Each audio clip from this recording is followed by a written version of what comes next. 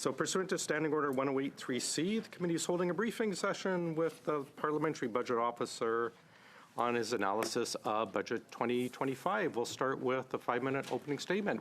Mr. Jakes, welcome back as always, and to your team, welcome back as always. The floor is yours. Thank you, Mr. Chair, and distinguished members of the committee for the invitation to appear before you today and discuss our report regarding Budget 2025. Je suis accompagné de mes collègues Mark Mahabir, Christina. I'm joined by my colleagues Mark Mahabir, Christina Grinchboon, and Diana Sourong, and Gali Nicole. They are the technical experts who led our work on analyzing Budget 2025. They will be ready to answer your questions. At this point, the witnesses typically read speaking points that repeat text from a report that you've already read. Instead of doing that, and given the committee's role as the House committee responsible for reviewing our estimates, I would like to, first of all, provide a brief administrative update before turning to your questions. Our strategic reorientation continues. We are focusing more on serving our parliamentary clients and less on media engagement. Since the beginning of September, we have held more meetings with parliamentarians and their staff than we would typically hold over the course of an entire year. This increase in outreach has been offset by declining a substantial number of media requests for on-the-record interviews. This is part of our effort to prioritize our mandate of supporting Parliament and ensure that people focus on the technical content of our work. Second, our plan for a 5% reduction in the office's budget has been finalized and will be submitted to the speakers of the House and Senate in the coming days. Our CFO is now developing a medium-term plan to reduce overhead expenses while maintaining the quality of service to Parliament. I expect to have an update for the committee early in the new year. Finally, the OECD legislative review of our office began this week. I want to thank all parliamentarians who shared their time with the review team. We expect a report with recommendations to be published in the coming months. The results of this review are expected to guide further reforms to the office that will ensure it continues to be one of the top independent fiscal institutions in the OECD. As always, our office remains committed to its core mandate, providing independent and nonpartisan analysis to support Parliament in its scrutiny of public finances and the economy. Conformément à ce mandat inscrit dans la loi, consistent with the PBO's legislated mandate, my office prepared an independent analysis of Budget 2025, which was published last Friday. This report highlights key issues, including the government's adoption of a new budgeting framework that separates operating expenses from capital investments and the introduction of new fiscal anchors. And now, Mr. Chair, we look forward to answering your questions on the budget issues note that we have dedicated to budget issues, and we're always glad to support the important work of this committee. Start 6-minute rounds with Mr. Lawrence. Mr. Lawrence, welcome back to OGGO. Thank you. It's a pleasure to be here, and thank you, Mr. Jakes, for being here. And thank you for your courage and nonpartisan nature and willingness to speak truth to power. Canadian people truly owe you a debt of gratitude, so thank you very much for that. Now, I want to take you back, Mr. Jakes, to the election where Prime Minister Carney had two primary commitments or promises to the Canadian people. He promised, one, that the operational budget would be balanced, and secondly, that the deficit to GDP ratio would be declining. Now, in your report, you've had the ability to review the budget, and you had some pretty clear commentary on that. So I want to give you the opportunity just to make your comments and put that on the record. In the parliamentary budgetary officer's opinion, will the government deliver on their promise to balance the operational budget? Thank you for the question.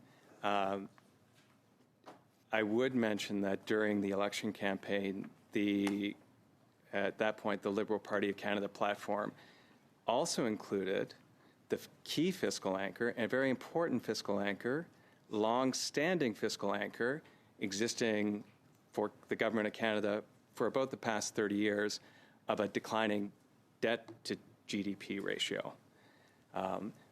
Turning to your question with respect to the operational budget and the probability of the government achieving its new fiscal anchors, based upon the analysis we've conducted, there is a low probability of respecting the fiscal anchors the government has set out for itself. Yeah, I believe you put the chance at less than 50%, if that's not incorrect in your report. And that, despite, or in addition to the fact that, and you've had considerable commentary on this, as moving items that would be traditionally, or at least in the UK system, classified as operational, pushed over to the capital to make this, to enable a greater chance at achieving this balance. But I'll move on, and I agree with you that they have cast aside the fiscal anchor of debt to GDP, and that seems to just have been forgotten from just 6 months, 8 months ago. But if we go to their metrics and we just play on their field, as it were, and we go to the deficit to GDP ratio, they have also committed to the fact that they would have a declining balance, which is a much easier mark to hit, in my opinion, than the debt to GDP. What do you believe the chances are they'll deliver on this second fiscal anchor? Christina, did you want to respond to that one? Sure. For the deficit to GDP, we've estimated to be around 7.5% that they will achieve this target. It is in our assessment of the sustainability of this anchor specifically. The condition is that the deficits will be declining every single year over the projected horizon. So to be clear, there were actually, as you point out, Mr. Jakes, correctly, there were 3 fiscal anchors that the Prime Minister Carney promised to deliver to Canadians. One was debt to GDP, the other was deficit to GDP, and the other was balancing the operational budget. And it's very unlikely that he will achieve any, if all of them. Is that correct? That's correct. And I only raised the debt to GDP anchor because, as part of the premise to your question, you mentioned the election campaign, you mentioned the fiscal anchors that the Liberal Party of Canada campaigned on. And I know that potentially for some, there's a bit of lack of clarity regarding the changes that have occurred to those fiscal anchors since the election campaign, and in particular, leading up to the Prime Minister's comments in the House of Commons in the 3rd week of September, where he indicated that the debt to GDP anchor was still one of the fiscal anchors for the Government of Canada. But of course, as we and others learned with Budget 2025, the government decided to cut that anchor. Thank you. You know what, numbers are important, but sometimes I'm a little bit of a math guy myself, not as much as you, Mr. Jake, so I do like numbers, but for many folks it's important to put them in context. So I thought of an analogy, I was trying to think of an analogy of the likelihood of Prime Minister Carney delivering on his election promise, that specifically the declining deficit to GDP ratio. So I looked up the odds of the Toronto Maple Leafs winning the Stanley Cup. 7% is actually the bottom-dwelling Maple Leafs, or cellar-dwelling Maple Leafs, have a 7% chance. Over the next 2 years, it's 12%, which means that the Toronto Maple Leafs have a much greater likelihood of winning the Stanley Cup than Mark Carney does on delivering his promise. Is that not correct? I don't follow hockey. But if you accept the odds of 12%, then it was much more likely that the Toronto Maple Leafs will win the Stanley Cup than Mark Carney will deliver on his election promise. Is that not correct? If you say so. Thank you very much. Now I want to get to a little bit of a more serious. Okay, I'll save the rest of it for my next round. Thank you very much, Mr. Jakes. Thank you, Mr. Lawrence, and apologies to Leaf fans everywhere. Mr. Gasparo, please, for 6 minutes. Good to see you again. Do you agree directionally with our government's plan? Given that the mandate provided to the Parliamentary Budget Office is simply to undertake technical analysis, it's not our place to agree or disagree with an economic or fiscal policy of the government. Okay. Well, I'm glad you said that, because maybe we can drill down a little bit. In the report you tabled, you said, and I quote, "Given the proximity of the baseline federal debt to GDP ratio in 2055-56 to its initial level in 2024-25, our framework would suggest that there is a modest negative fiscal gap. That is, based on Finance Canada projections, current fiscal policy in Budget 2025 would be deemed sustainable over the long term." So we're investing more in infrastructure that has productivity benefits over the long term for our economy. You've provided testimony here before that suggests our government's plan to invest in infrastructure and long-term productive assets that help alleviate some of the concerns that currently exist within the economy.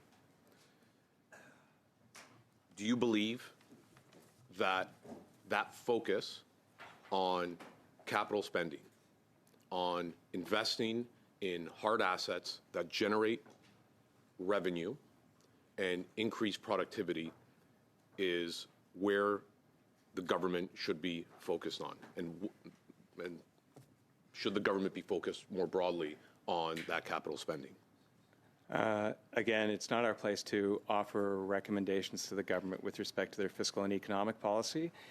I would repeat what I said at previous committees, which is, I think broadly speaking, most mainstream economists would recommend investments in the economy to increase its overall productive capacity and, in turn, increase the growth potential of the Canadian economy, which in turn increases the potential for improvements in the quality of life for the population.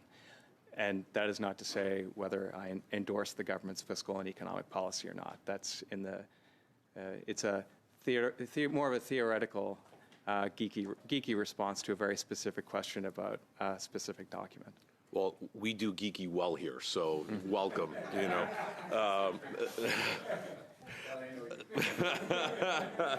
Actually, I'm getting to know you as well, Chair, and I can confirm that. The IMF recently stated that Canada has meaningful fiscal capacity and remains a reliable and credible place to invest. How does your office incorporate that international assessment into your analysis, or does it at all? Yeah, I would say we do. It's part of the many indicators we incorporate as part of our macroeconomic outlook. So the international environment is a key aspect of that. I would say, and something that we have raised in the past, and certainly I've raised, is while the IMF, I'm aware of the statement, the IMF did not put a specific numerical value with respect to the additional capacity that they believe the federal government could use as part of those investments. And something that I have highlighted and the office has highlighted is the point around transparency. So going back to the discussion around fiscal anchors, it's not our place to judge which fiscal anchors the Government of Canada wants to use.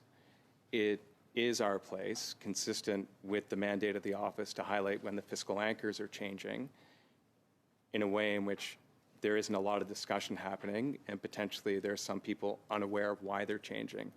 And in the same way, I certainly take your point and the IMF's point that there might be additional debt that Canada could take on to make those investments. In the same way, there's been no discussion with respect to how much debt that potentially would be. But sir, in your tabled report, you say the debt to GDP ratio is sustainable over the long term, right? So what I'm trying to square is your answer to my colleague a few moments ago, and what the IMF is saying, and what's tabled in your report, because there seems to be some dislocation there. So I'm just trying to understand, do you believe that over the long term, Canada's debt to GDP ratio is sustainable? Yes or no?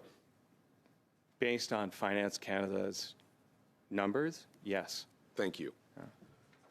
Okay, I'll save it for the next. Ms. Gaudreau, please, for 6 minutes. Merci beaucoup de votre présence. Thank you very much for your presence. It's very valuable. Given that I only have 6 minutes, I'll start with the basics. I'm not an accountant, I'm a businesswoman. And what is an investment? I can answer.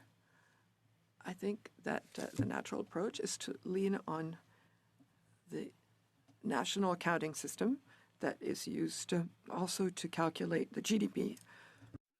And in that context, an investment corresponds to a transaction which increases the country's assets, which increases the capital balance for the country. So we can talk about investments in infrastructure, where one builds infrastructure, or developing IP products. So that's in terms of buying. It's not a loan, it's a purchase, and then it belongs to us. It's an accumulation of assets. Because we often hear the government say, well, we took our inspiration from Quebec. We know how it works with Quebec, with the PQI. If there's a $13 billion investment on an investment of $10 billion, be it a bridge or a school, well, a school belongs to the government. So currently, are we able, with the information that you have, to demystify what is the investment that we have in our budget? I think that if we look at the capital budgeting framework that was presented in the budget, I think it's one of the things that we do mention in our report, that for some categories included, there's a direct connection with the accumulation of capital. And for other categories, the connection is less direct. So it's hidden. It's just not clear. So if I'm asking the question, if we want to fund FIFA, what is the built capital in terms of the present moment? That's not stated in the budget. Which, with the approach that was presented for some measures that are in some categories,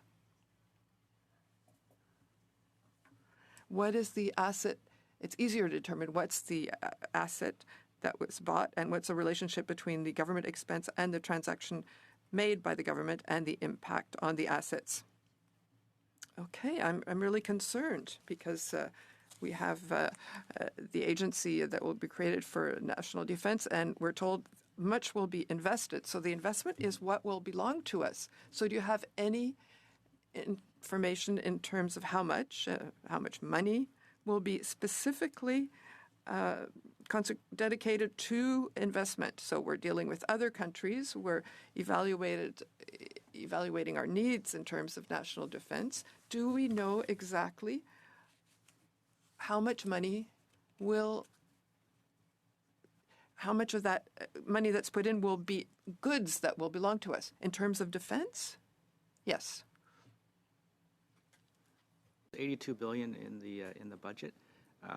We have submitted an information request to the Department of D&D to determine the reconciliation with the data that we have in our office on the previous expenditures made by the government. So we're not sure on the amount that is incremental in the budget to the previous expenditures. Fait que là, on sait pas le montant. So we don't know what the amount is, And at the same time, is there a guarantee that the contracts will be concluded by people in the country? So if we're investing assets, it's not in Korea that the work will be done, that we will have the equipment.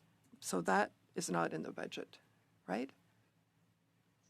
Okay, so how, in what way does the budget currently give us the exact value of what is an investment? Do you have that information? Microphone, please. The microphone's not on.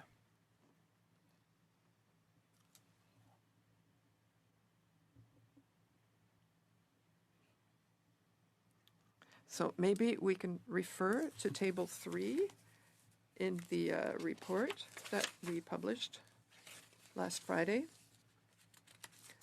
What we did in that table, where we use the definition of the government and the definition that we recommended, which was where the direct connection is. We can see what we identified as capital investments, where the relationship between the government investment and the stock capital increased. So it's on the bottom line, and we're between 30 and 40 billion every year. So I don't have a lot of time left. I just want to know the people who give us quotes, the firms that give us those things, if they're not even able to identify what the capital investment is in relationship to the loans, how will they react in terms of the results, in your opinion? I think it's always important to remember that all the other data are valid. And the Government of Canada decided to add several other measures,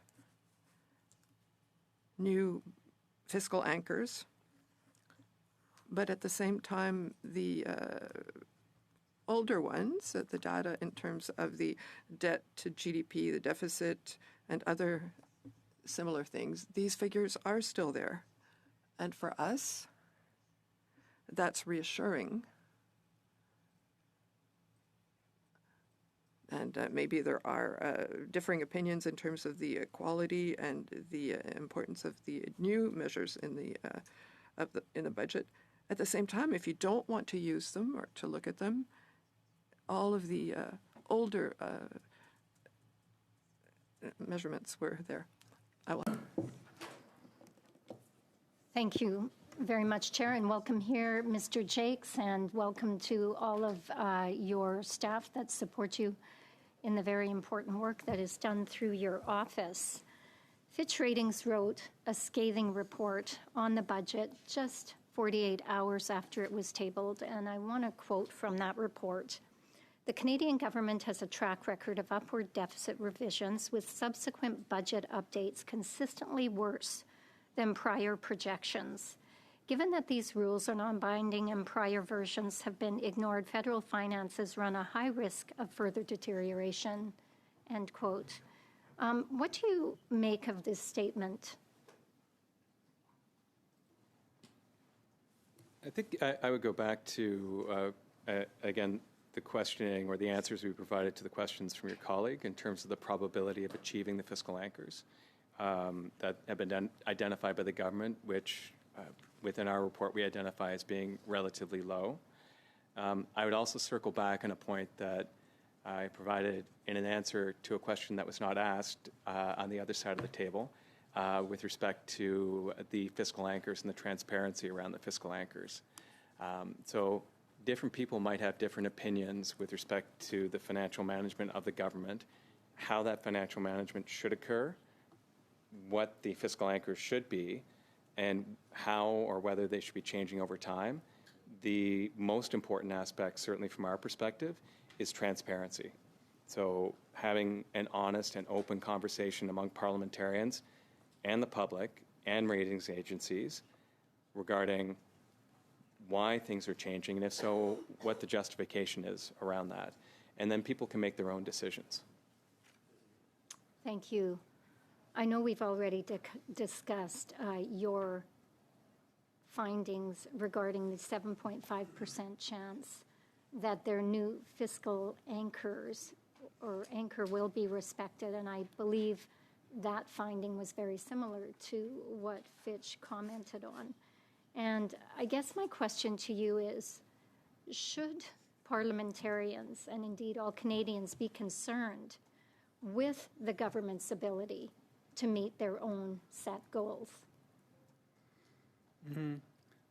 The government certainly has the ability to achieve their goals. I would quote from the Prime Minister that it is a very ambitious budget with very ambitious goals.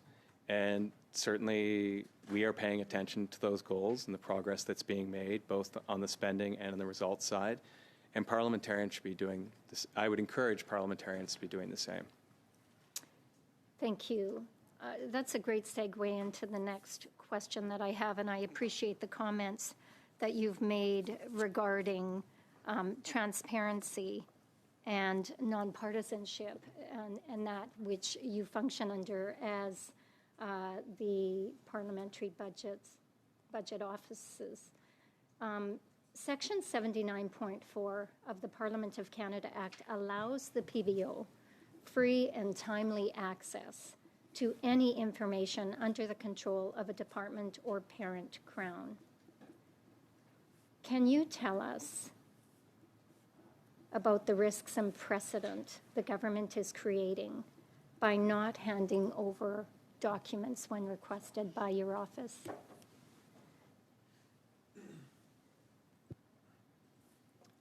Yes, thank you for the question. So under the Parliament of Canada Act, as you mentioned, we are able to compel departments, Crown corporations, to provide us information in a timely and in a free manner. So we did submit information requests to 5 departments related to information provided in the budget, and they indicated that they could not provide us the information. After that, we did notify the Speaker, both Speakers, the House and the Senate, that the information was not provided, and the letter was tabled in both houses, both chambers of Parliament. So right now, we're sort of in limbo on the remedy, because there is no remedy mentioned in the Parliament of Canada Act on instances where the department or Crown Corporation does not provide information to our office. I would have to say that that is deeply concerning, not only to parliamentarians, but I'm sure to all Canadians who have come to understand the very important role that your office plays in providing Canadians with that impartial advice and, I guess, review of what the government is proposing through their budget and through various policies that they introduce. Thank you. Thanks. Ms. Rochefort, please. Oui, merci, Monsieur le Président. Thank you, Mr. Chair.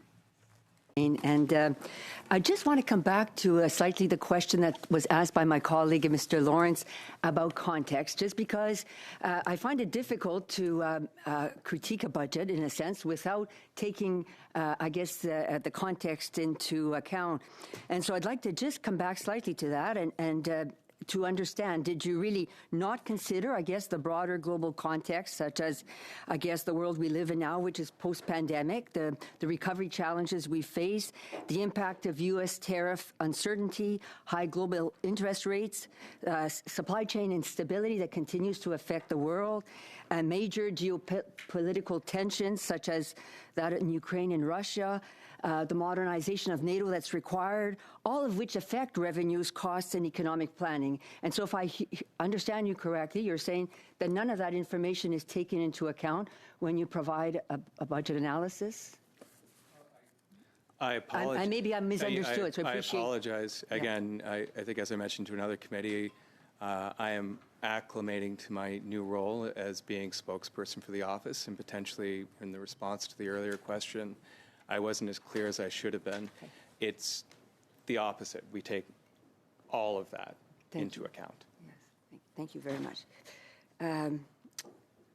And so that would mean then you would take into account the need for us to make historic investments to strengthen our supply chains, to expand our domestic manufacturing, our industrial competitiveness, our clean technology, to unleash our natural resources and critical mineral potential, and to secure our long-term economic growth. So you would be taking all of that into account as well. We take into account all of the numbers, so the global economic context, the Canadian economic context, the current fiscal context for the Government of Canada, and we take all of that data into account. Correct. Thank you very much.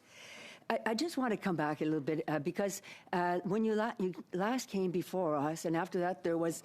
So I'm glad today we're saying that we're not making comments for the media, and that basically it's a discussion for parliamentarians, because I was when you came before us last time, there was a lot afterwards in the press, and former parliamentary budget officers were quoted. I think it was Kevin Page and Yvan Giroux, and I was thinking about that, and basically they've come through the same organization, which emphasizes fiscal sustainability, but also places strong weight on the broader economic context that you just described. And so, and as I was looking at their comments, they do speak about post-recession shocks, global instability, interest rate cycles, and so on. So in reviewing what they've previously said. And so, well, I guess this leads me to question, why would they have come to slightly different viewpoints about, I guess, what was post-budget comments? But nonetheless, there was sufficient information to understand what might be emerging. How could their comments have been different from yours, Mr. Jacques, in that respect? I can't say. I've not Yves You did Giroux not follow nor the Mike press Kevin and see the Page, so comments that you'd came- have to invite them to committee to ask them how they reached the conclusions that they did. That they did. Okay, thank you very much. So my third question, maybe slightly differently here. I understand there was a letter that was circulated to all of the departments because under the comprehensive expenditure review, you needed information, I guess, to make an analysis, and you asked for information by November 19th. Is that correct? Was the date? But from what I understand, there was a response that was provided that explained that departments could only begin reviewing the comprehensive expenditure review or the decisions once the budget was adopted this past Monday, and therefore did not have finalized information to meet the deadline that you requested, November 19th. And so basically, as I look at some of the concerns that you've expressed, they're not complete because they don't have full information. And so I guess I kind of wonder how those concerns can be expressed. Basically, you were asking the departments to provide speculative or incomplete information. So that was, I guess, my question. What we were asking for is similar to the budget, which is forecast information. We were asking for the forecast information prepared by departments as part of the $60 billion in cuts and the 40,000 layoffs. That was also forecast in the budget. So it's all the same forecast information. And certainly from our perspective, because the $60 billion worth of cuts is directly related to balancing the operating budget, which is one of the government's fiscal anchors, from our perspective, it was something that was certainly pertinent and valuable for parliamentarians to have as they voted on the budget. Ultimately, it proved not to be the case, which is why we referred the matter to the Speaker so parliamentarians could ultimately make a decision regarding what information they should have as part of their budgetary deliberations. Thanks. We are past time. We'll go to Ms. Gaudreau, please, for 2.5 minutes. Merci beaucoup, Monsieur le Président. Je veux juste compléter. Là. Thank you very much, Chair. I just wanted to add, when you're saying that we're lending money to build an infrastructure, so that loan is not an investment. We're lending money in order to stimulate the economy, to help the economy. Is that right? Yes, that's the case. So that must belong to us. And there is a difference because you're explaining and identifying the source of the funds, and there's also the issue as to how the Government of Canada or a business is investing, is using the money. And there's a difference between the two. And why is that not clear in the budget? Well, you'll tell me that I'm not to decide, but clearly it's not clear. So the issue that we have is we're saying, well, if we increase the salary of the FAC, that's the CAF rather, that's an investment. If we make a loan, it doesn't belong to us, we're investing. So what are we having built? Are there contracts that are signed which will make official the fact that the investment is to stimulate the economy and it should not be invested overseas? That's a good point. In the accounting context, there's a table with the figures of every element of the budget, which shows the cash flow, the quantity of investment, and as you said, at the same time, there's surplus of the use of this system in the budget. And so then I'm emphasizing the tables with figures rather than the words in the budget, because sometimes in the budgets there are the communications people who try and manage things, who inject a few words, such as the investment. But for me, the figures don't lie. And have you asked for them? Yes, we've asked for more details from the Department of Defense. Did you receive it? No, not yet. So when? Oh, we received them this morning, it seems, clearly. Well, should we take a break, Chair, and we'll look at those figures and then talk? Seriously, you've just received that this morning. Well, yes, and she's reliable, so yes. So we're very eager to see them, because you don't have to be an accountant to understand that a loan doesn't belong to you. You're lending money. How much time do I have left? Oh, I'm done. Oh, it just goes too quickly. Thank you. So pretty much every Canadian knows if the CRA audits you and asks for your receipts, you hand them over. No excuses. Now, your job essentially, as I understand it, is as an auditor as well. You audit the government, correct? Not quite. Not okay, quite. but could we say it's somewhat similar? I would say, and certainly it's very different. Okay. Because, and I'd say in the case of the Auditor General, it's primarily backward looking, and they do ask for your receipts, and they do go through things in detail. We're forward looking. Okay. And so it does end up, it's when you come to the bank and you're asking for a loan, or you're asking an investor to give you some money, the receipts don't exist. And at the same time, the person to whom you're asking, from whom you're asking the money, they're expecting to see a business plan. Okay, so I understand that you've asked the government then for these documents on the $60 billion in austerity and cuts and layoffs that are going to happen, and they haven't given you those. And we were forced to vote without that information, unfortunately. Is there any way that you can hold the government accountable for not doing their duty? I would say it's certainly not. As an agent of Parliament, I work for parliamentarians. So I work for you, and it's not the role of the Parliamentary Budget Officer or our office to hold the government accountable, which is why as soon as there was a conflict or a disagreement with the Federal Public Service, we raised the issue immediately with parliamentarians and referred the matter to the speakers so parliamentarians could come to hopefully a relatively quick decision regarding, do we actually want this information that already exists as part of our decision-making process? But certainly it's not, we're a nonpartisan organization. It's not our role. We're not here to critique any government policy or what the government gets up to. Okay, so let me switch topics a little bit. Brookfield, where the Prime Minister was for years and is still a shareholder, has been flagged repeatedly as one of the most aggressive tax dodgers in Canada. Now, from an auditor's perspective, or accountant, I don't know what you want to call yourself exactly then. What are your thoughts on the fact that yesterday the clerk of the Privy Council, who's responsible for administering the ethics screen of the Prime Minister, admitted that he doesn't actually know what's in Mr. Carney's portfolio? Sorry, point of order. What does this have to do with anything the witness is able to provide testimony on?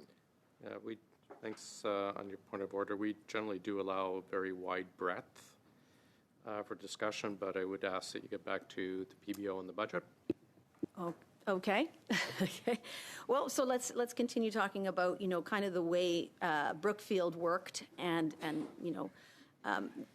it seems like if you worked in an environment like that, where you're doing the tax dodging, and you learn how to use shell companies and offshore accounts to get around taxes Sorry. that should have been paid. Point of paid order. in- Point of order, Chair. Your point of order? Go ahead. You made a ruling, and the honourable member basically said okay, and is now Okay, ignoring. What's your point of order, please, Mr. Gisborough? The point of order is she ignored your ruling. No, it's very part of my question. Okay, can you get to the, Yeah, sure. bring it back to how it relates to the PBO and the budget? So when you're working in that kind of environment, would you say that the Liberal budgets, like the idea of the shell kind of game, that the Liberal budget's renaming of costs and investments is a similar way of avoiding clarity and transparency through creative accounting? I would say that regardless of the opinion that any one person might hold on the new approach or the new metrics that have been presented by the government on the operating and capital budgets, all of the old metrics still exist. So the ones that we know and love are still there, and that should provide reassurance to everyone. And ultimately, if parliamentarians find that the new metrics for the operating budget and capital budgets, if they're not particularly useful, I'm certain they can provide that feedback to the government, and I'm certain they would take it into account. So just wondering, if someone in the private sector would shift their categories like this, would CRA consider that fraudulent or perfectly fine?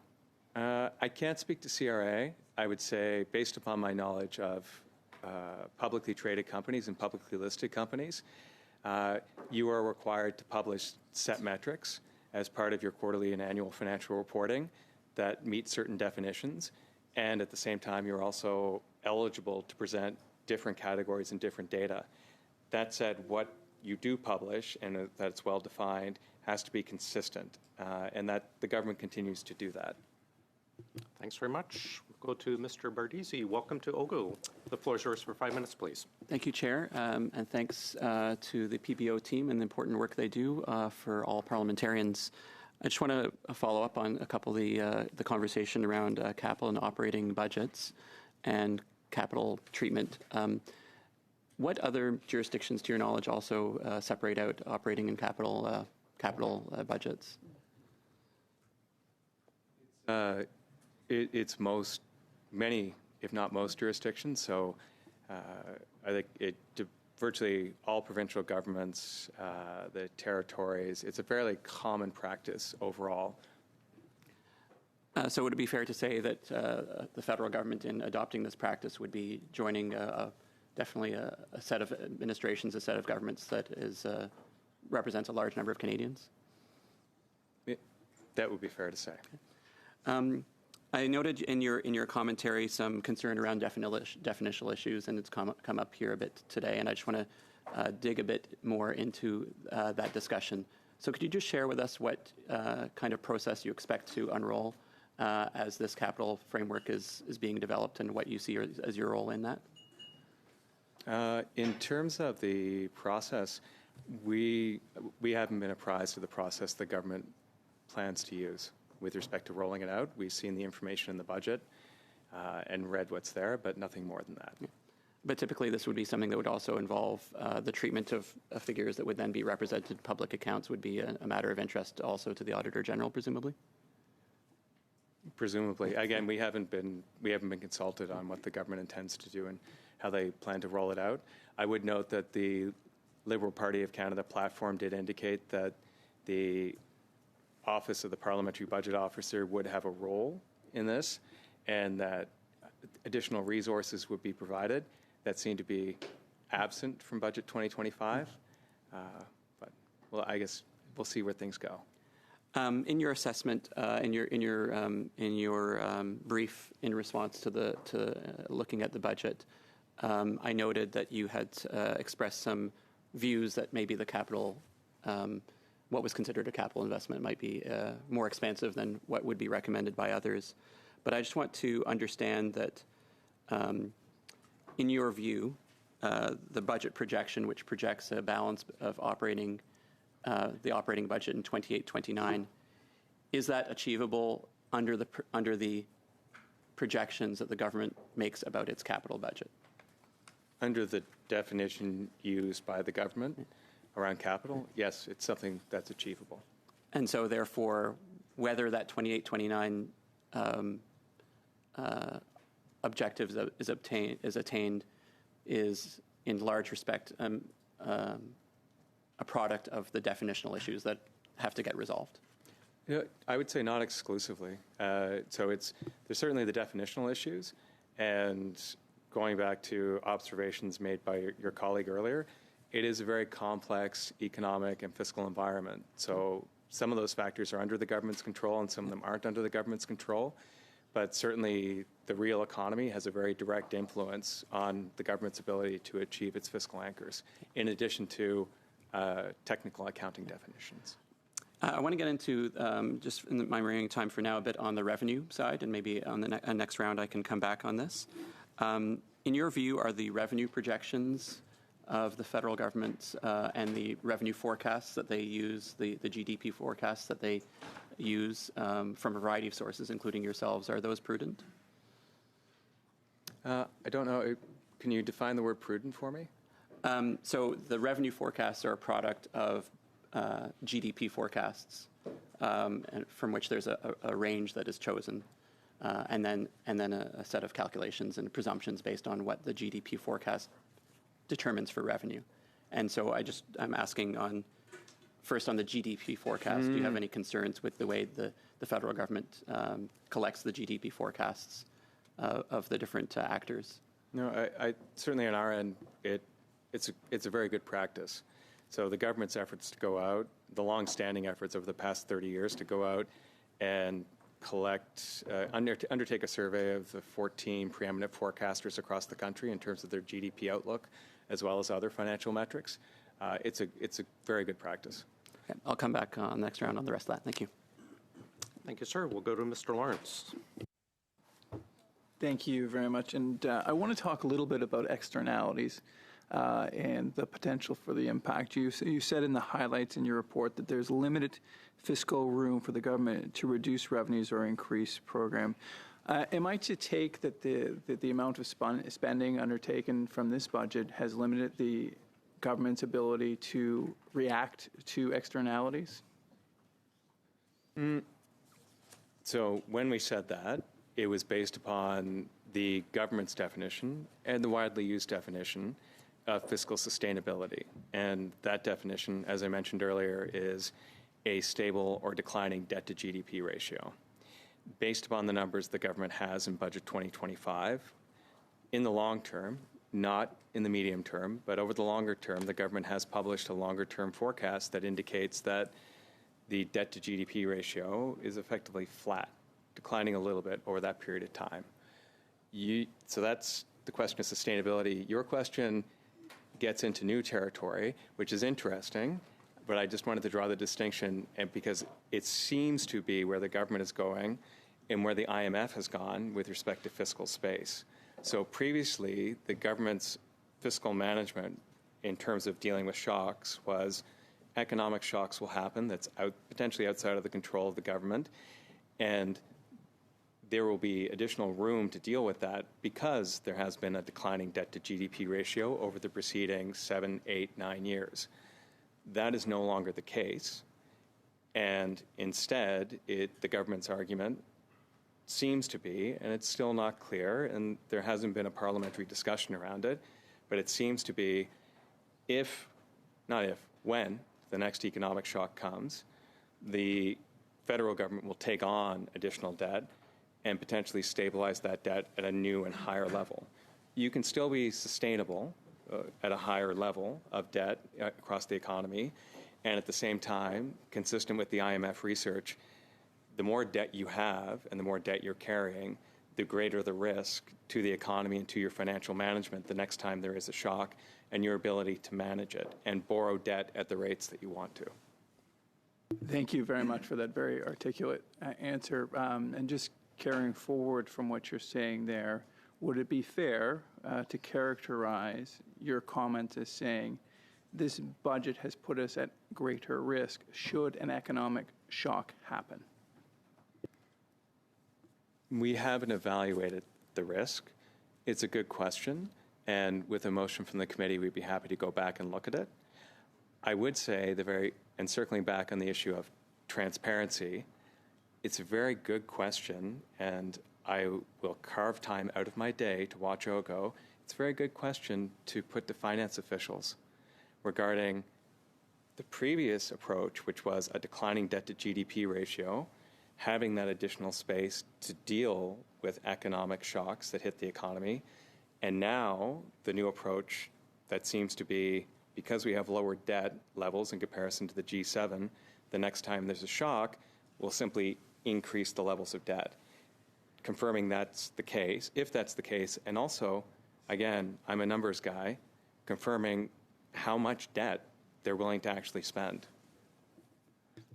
Thank you. Just because you raised it, I just want to bring up, sometimes the Liberals and other folks will talk about Canada's position vis-a-vis net debt. But when you look at the total gross debt, which includes subnational debt, Canada's position is actually fairly weak. We're one of the laggards in the G7 and certainly below half at the OECD. I know this isn't directly your mandate, and if you have to not answer this question, I understand. But don't you think that in your forecast and in the parliamentary discussion that we should also be looking at the total gross debt as well, which is well over 100%? I think depending on the question that you're asking, the indicator will vary, and I think parliamentarians should be looking at a range of indicators, not only debt, also revenues, spending, productivity being a key one, age demographics, engagement of the eligible labor force in the economy, and per capita GDP are just some of those that come off the top of my head.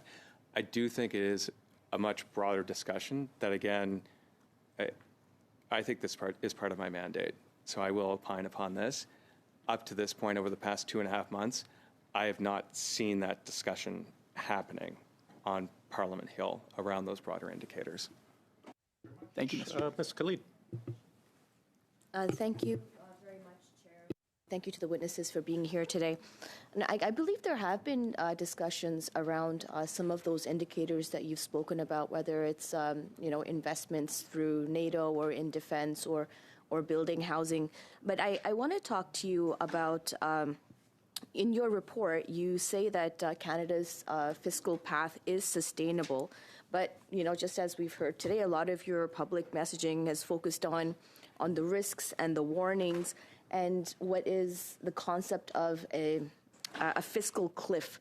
Can you reconcile the two? I mean, on the one side, we are saying that it's sustainable. On the other side, we're talking about this concept of a fiscal cliff. Can you explain that for us, please?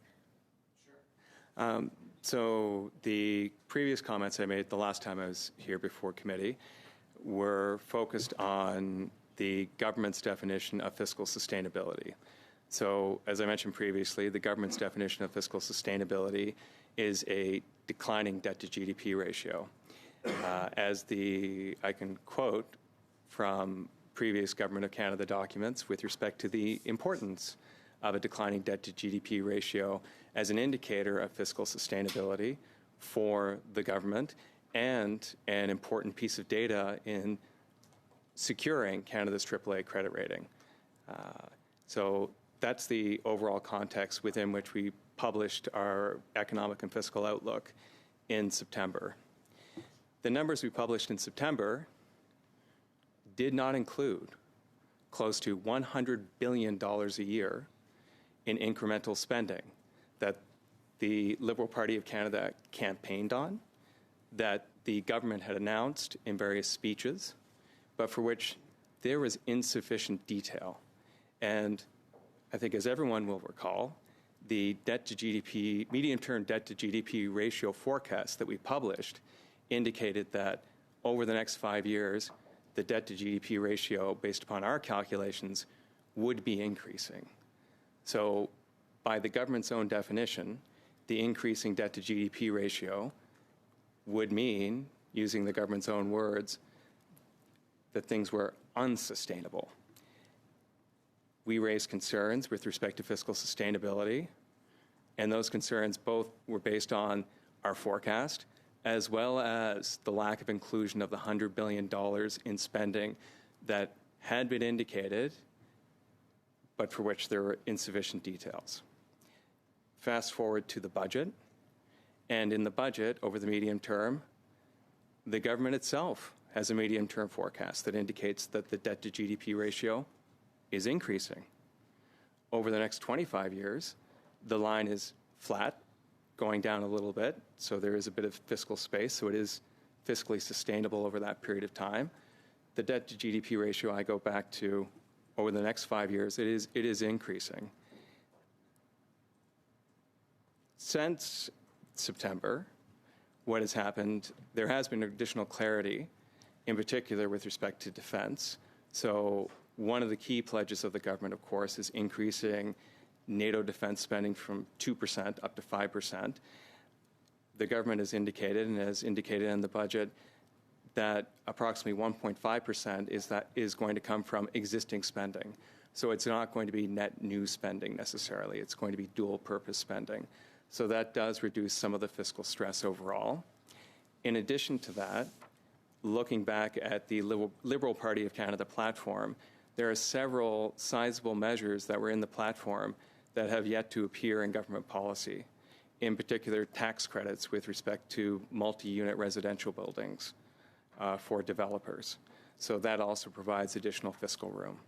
So in short, the context and the numbers have changed, and certainly it obliges us to change our overall assessment. And I can assure you that as we go forward, as we have additional numbers, our assessment might change in the future, as it would, because going back to a point made by your colleague, it is a very dynamic global environment and a dynamic domestic environment as well. Thank you. Okay, I'll just not even try. Thank you. Well, for your birthday, we're going to give you an extra few seconds, maybe next round. Ms. Gaudreau, please. Thank you very much. Could you give us a specific example of an investment that the federal government is making? In a building here, what percent of the budget that is truly an investment in production of goods with a building, with the accounting definitions in the National Accounts of Canada? It's 100%. 100% for the building. But it's not, I'll start over again, my question. It's not good. In terms of infrastructure, in terms of capital investment, how much is the government putting in? What percent?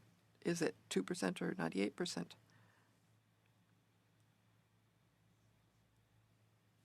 There are $500 billion a year in investment in the Canadian economy, and all governments are responsible for 20% of that. So salaries don't constitute investment, loans are not investment, tax credits are not investment, unless I'm mistaken. So all that is set aside. So buying a building, buying military equipment, those are investments. But how much is that? 2%, 5%?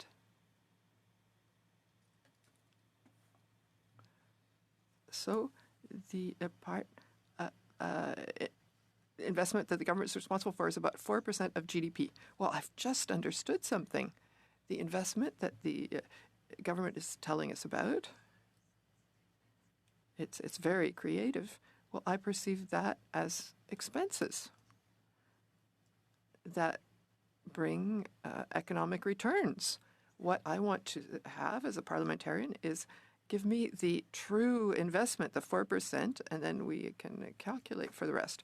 I'm worried about the firms that give us quotes. So did the government give you that information about this new unit of measurement? Did they tell you why it's there and how to analyze it? Yes or no? Inaudible. Sorry, that came up as inaudible. Oh, you're fine? Okay, thanks. Mrs. Jansen, and then back to Mr. Gasparo. Okay. So the $1 trillion investment plan that we've heard about in the budget. So it talks about how it's going to create $1 trillion in investment. How much of that trillion is actual government money?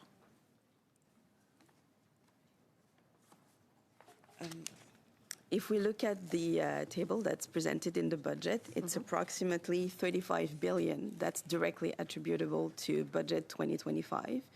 But you have to keep in mind that it follows the government's definition of a capital investment. Okay. So roughly how much of that the trillion is actually government money? So just to provide, again, a bit more context about the trillion, so the idea is for the government to invest in capital, and the plan is to generate eventually $1 trillion of total investment, both government and private sector as well. So how much of it is private sector expected? We do not have that information at the moment. Okay. My next question was going to be, has the government provided you with a concrete list of that? Any investors, any commitments of any kind from private? No, but one thing you have to keep in mind with that $1 trillion investment is that it doesn't distinguish between what is already taken into account in the current economic environment as well as the private sector. No details is what you're saying. No so details. We do not have the detail. Well, I know like in Langley, we have an example. There is a transformational cultural investment that I think they've announced it at least 3 times. They're going to give, I think, $25 million. I got to double check again. But anyways, toward Langley Performing Arts Center, because we want to have more places where our kids can have their graduation ceremonies and so on. So I think the current cost estimate to build it is about, maybe not quite, but close to $100 million. So that means 75 of it has to come from some taxpayers. So if you kind of extrapolate is that how all of the investments are going to work? Is there's going to be a small portion from the government and the rest has to come from either taxpayers or like municipal taxpayers or investors, private investors? We do not have that information. Okay, well, then I'm going to ask this question. And maybe I can ask it of Mr. Jacques. Is it realistic to assume that knowing that in the last 10 years, like $200 billion in private investment has exited the country, that simply having the government put in like 25% of an investment is going to be enough to bring them back? Is that what we're saying with this budget? I don't know what the government is saying with the budget.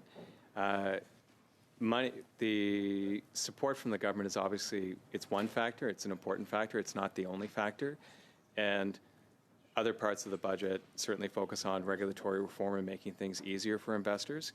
And I think we'll be in a better position to comment on how effective the additional money might be once we have more details regarding how much it is, whether, to your point, whether it is matching, and having additional clarity regarding what is actually assumed already within the budget. Okay, so I think I have time for one more question. So, okay, good. So I know when we hired accountants for our company, that was one of the most important jobs because we felt like if we didn't understand the numbers, if we didn't know where the numbers were, we could easily be losing money and have no clue. So that was really, really important to us. So when we put out a call for an accountant, we were looking for someone that had like professional skepticism, that they weren't going to come in as a cheerleader and say, yeah, rah, rah, rah, you guys are doing great, but that actually looked at the numbers and said, by the way, this is going offside.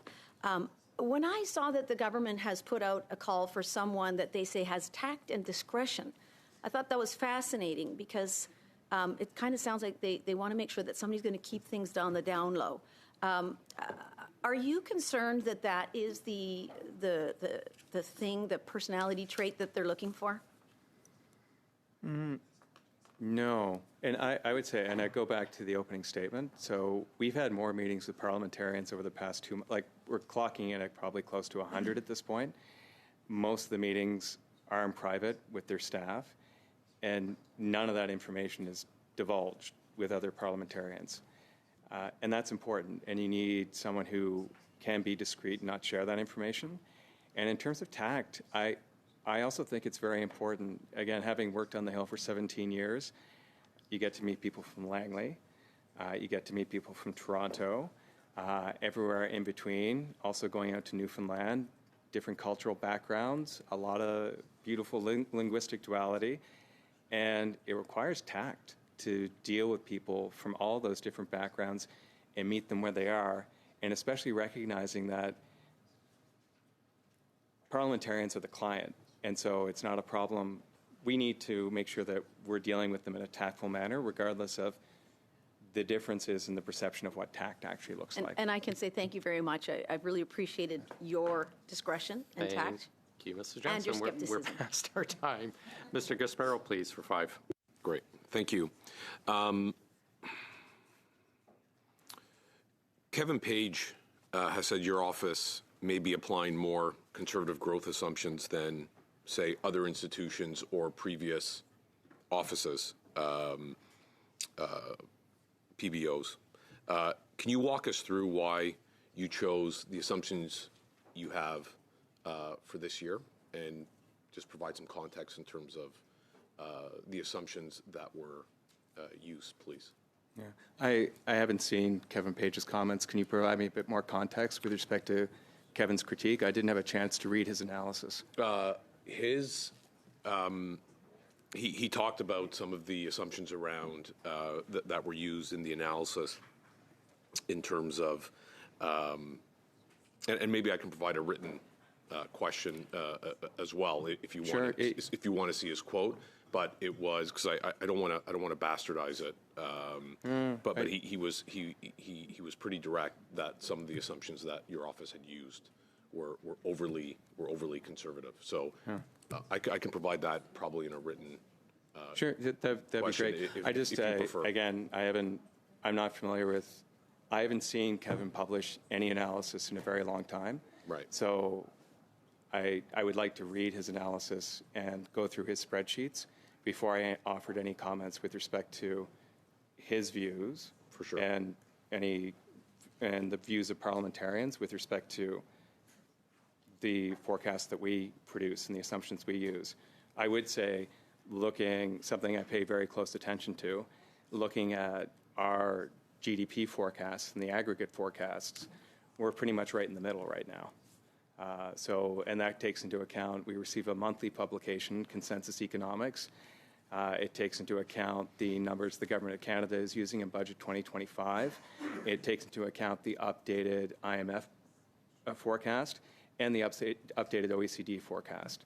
So before I say I think Mr. Page is incorrect, I would like to see his analysis before I reach that conclusion. So if you can provide it in writing alongside the analysis that he's generated to support that, I'd be happy to provide that analysis back to committee. For sure. Maybe we can go at it a different way then. Have you changed the assumptions you use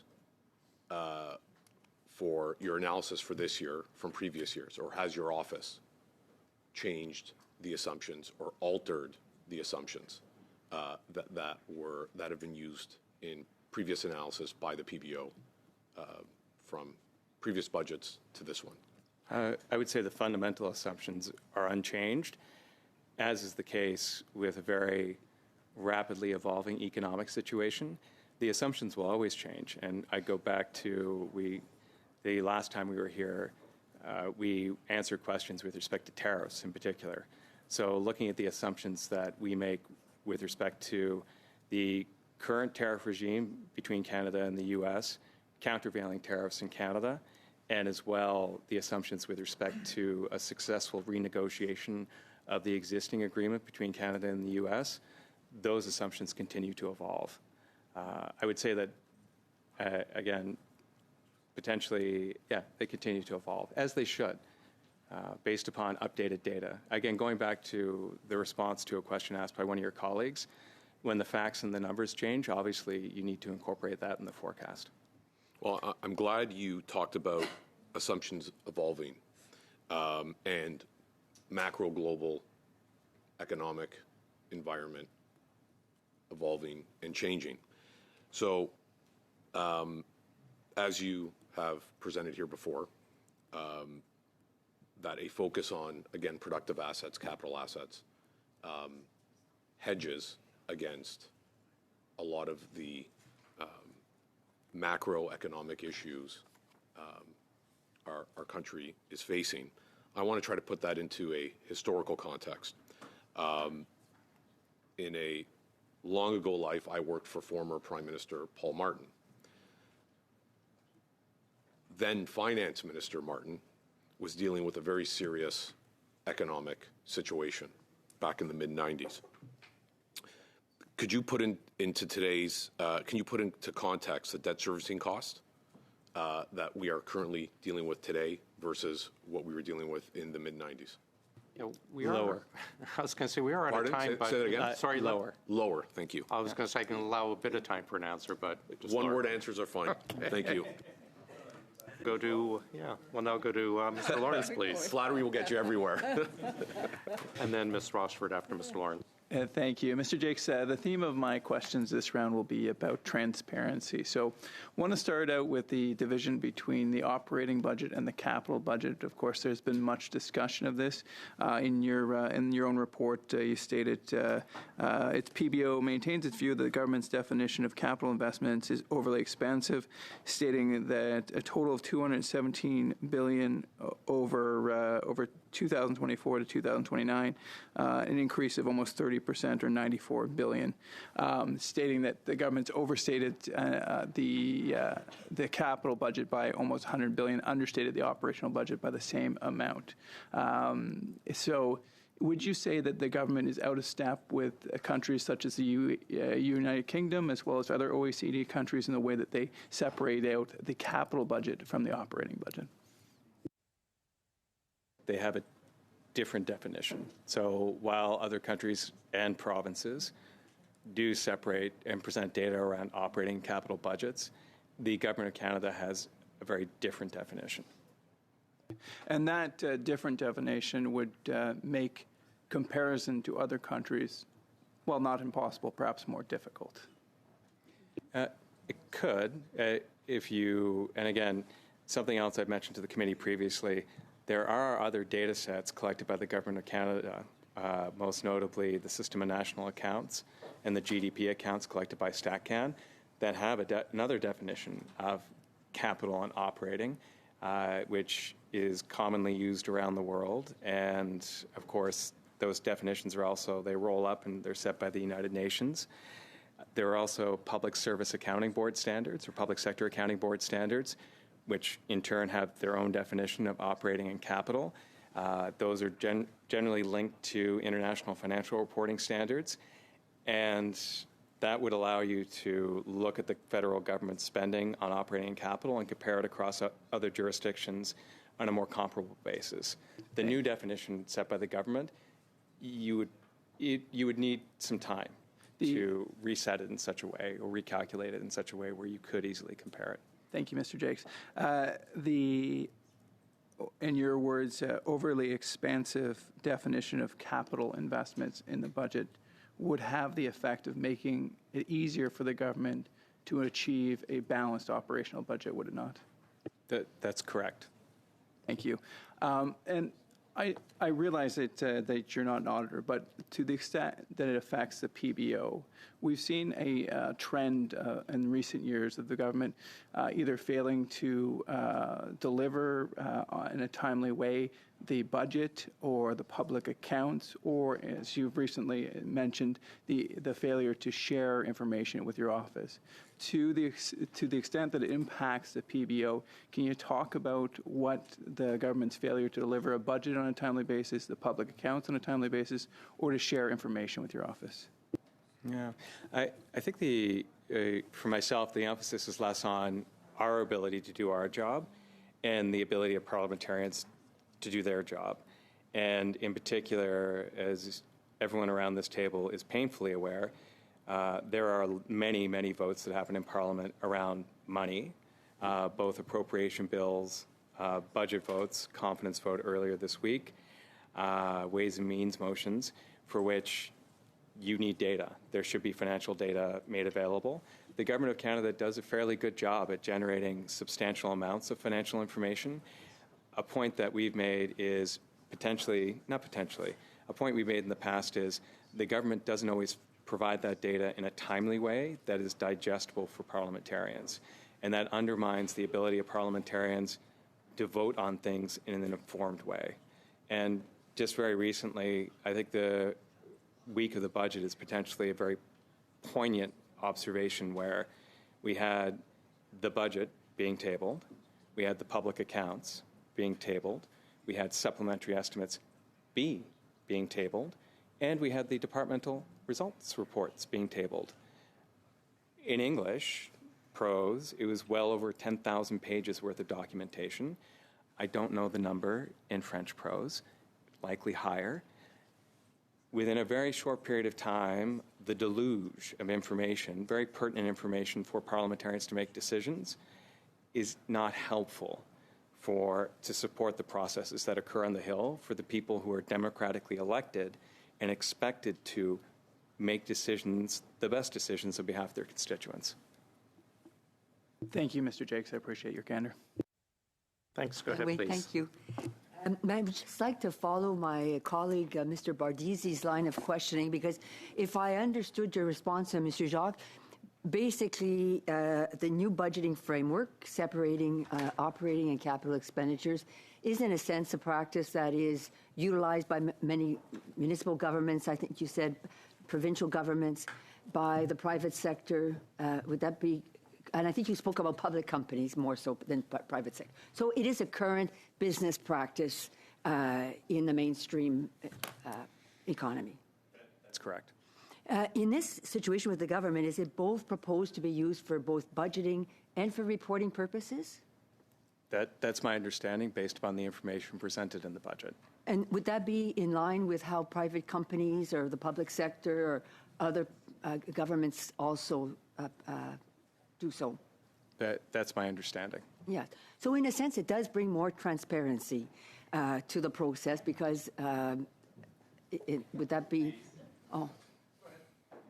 Oh, yes. I wasn't sure what they were laughing at. Pardon me. And so I'm not sure what I was asking there. But overall, I guess it would be your sense that it brings a greater degree of transparency. It's a matter of definition, I think, is what you're suggesting. That's correct. I would further say if the government had come up with a new mechanism for internal decision-making around operating and tagging things as operating and capital, and then refused to publish that information and share it with Parliament, I think that would be a significant gap in transparency. And it's not. They have a new decision-making framework internally around operating and capital, and they are sharing that information with parliamentarians and presenting it. So it's a compliment.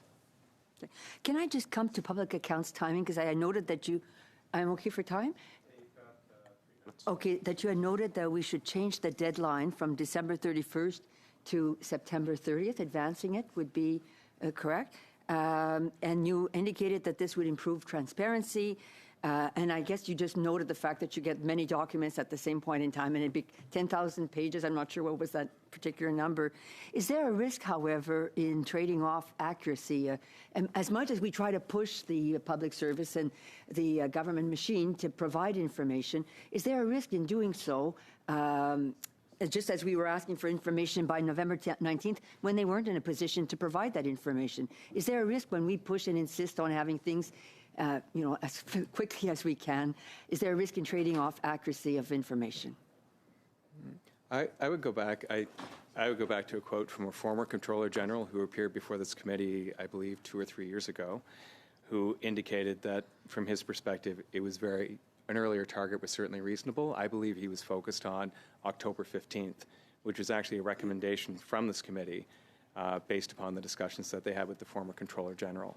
So certainly from our perspective, it's a very valid point that you raise in terms of the reasonableness of doing it and moving it earlier. At the same time, if the data are audited, complete in both official languages, and could be shared with Parliament earlier, rather than providing additional discretion to the public service regarding when the information is ultimately released, then publishing or setting an earlier publication date, from our perspective, serves parliamentarians better. So if I understand correctly, can you just repeat that date that you mentioned? I just want to remember it. October, you said your former... Well, it was the former Controller General of Canada in response to, it was a recommendation from the Government Operations Committee, had mentioned that October 15th, from his perspective, was a reasonable timeline. Okay. And so we focused on September 30th based upon international guidance. Okay. And although it might be a stretch target, we have the utmost confidence that the public service is well situated to achieve the additional 2 weeks. Is there an overall commitment by the government? Like, is there a formal date that is October 15th and the formal commitment date from the government? Do you know? I don't believe there is. There is? Yeah, Okay. Sadly, the former controller, he's a former Controller General who's now retired. Okay.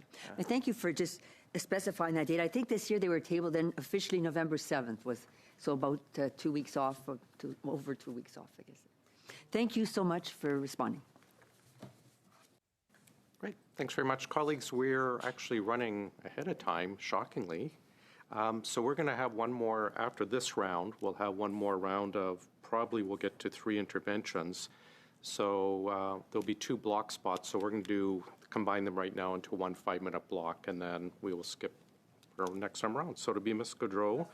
Block. Yes, then then Mrs. Block, and then we'll go back to Mr. Bardisi, and then we'll start the next. So I'll just need to find out who's going for the Libs and the Conservatives. Go ahead, Madame Gaudreau. Merci beaucoup, Monsieur. Thank you very much, Chair. So I'm really amazed. I'm thinking about the people who are listening to us and thinking, oh, it's more transparent. And then the first question that I asked was, what about capital investment? We're talking about 4%. So if we calculate, and you've certainly does it, the figures you have without that definition of the unit of measure, do you know what it would have looked like if we had really presented investment in relation to investments in terms of credits or loans? The comparison we make in our published report is that we compare a definition that's closer to that of the UK, which is considered maybe more standard in other places with that of the government. And what we've seen is there's a difference of about 30% between those 2 definitions. So we have the advantage at the Bloc to have economists. My colleague from Mirabel deserves my gratitude, who compared with preceding budgets, with the preceding matrix. And I don't know if you've carried out that process. If I look at the figures from 2015 to 2024, it even leads up to a surplus, not just a balance in terms of billions. Did you observe that if we had kept the same units of measurement, we would have had a result that would have been 30% or more? There are 2 calculations that we made in our report. One is to compare the definitions and what that would give in terms of capital investment. And the other exercise we carried out is that we compare the situation before the units of measurements that came before the fall economic statements. And it shows us if we don't add those units of measure, the government, according to their definitions, is in a situation of surplus for a part of the years that they've forecast. So you received the information very late. You didn't receive the explanation that was complete. There were no consultations, and I remember that up to August 28th, there were all kinds of people who were claiming there were needs, and we didn't study it. I think that there were pre-budget meetings that were canceled, and I find that incredible. And now we hear you say, listen, it's really important to have the budget, and we're waiting for it. We already had your figures. We had news for it being November 4th. It didn't give you a lot of time. And I'm really aghast when we're told there is transparency, we know where we're going. We've been waiting for a budget for a long time. And I'm concerned that people are not well informed about the situation. And I hope and I demand that you have everything you need to do the work so you can answer our questions precisely. So the document that just came to you, I hope that in terms of funding, you'll be able to answer. So time is passing quickly. So I'll focus on the midterm impact. It's good to say, oh, Australia uses this, other countries do this, and we do it too. But how we do it is another question. And in the end, who gives us our rating? With our model, is there a positive impact on our credit score in terms of the figures that we give them? Because they need to know what's an expense and a true investment. That's a question you have to ask those agencies, not us. You don't think that agency can have some figures and say, well, I need details, so my score will be different. So as I said earlier, there's been an increase in the amount of data we have because the Canadian government has decided to share more details about the operating budget and the investment budget. And there's still the same basket of data that we had in the past. And for these agencies, they've had more time to evaluate this. The context is very different here with external agencies because here you have to make quick decisions. And with the decisions, your obligation to vote on the budget, there were a few days only. And for me, that's something really important in terms of transparency, the act of giving enough time to the MPs and senators so that they can digest all of the data in the budget so that they can make an informed decision. Block, different block, and then over to Mr. Bardisi. 5 minutes, please, Mrs. Block. Thank you very much, Chair. That was always a joke when I was first elected, and it's coming back to haunt me. Mr. Jakes, I appreciate your pragmatic perspective on the need for the PBO to exercise discretion in all its dealings, in its role serving parliamentarians and serving us well. I also appreciate your earlier comments today where you spoke to the independent and nonpartisan role of your office. I'm recalling at your first appearance at our committee that you testified to the alarming reality that anyone could have been appointed to the interim position. You had just been appointed, and you provided us with that testimony. You provided us with, just, I guess, something to think about when it came to the fact that there was a lack of requirements, including the need for the individual to even be a Canadian citizen, have management experience, or even a requirement that they be bilingual. And that is not something that we've lost sight of. And so I believe there needs to be a PBO appointed to a full-time position who is vetted by parliamentarians, who can be free to do the nonpartisan work of bringing transparency and accountability to the government's finances. And so for this reason, I would like to move the motion that I put on notice. I know that the matter is at hand right now, and so if I could, I would like to read the motion into the record. One that was sent out this morning? Yes. Okay. Go ahead, please. That the Standing Committee on Government Operations and Estimates recommend that the Prime Minister's Office and Privy Council Office submit to the committee a short list of candidates for the permanent parliamentary budget officer position. that the committee conduct interviews with the shortlisted candidates as part of the consultation process specified in the Parliament of Canada Act, and that, unless otherwise decided by unanimous consent of the House of Commons, an appointment to the position of Parliamentary Budget Officer shall be made only if the nominee has been selected by the unanimous agreement of the Standing Committee on Government Operations and Estimates, which includes members from each recognized party in the House, and that the House be so informed by way of a report from this committee. Thank you. Did you wish to speak on this, or I'll start a speaking order? You go ahead. I've already provided I'll take a speaking list. I have Ms. Gaudreau and then Ms. Khalid.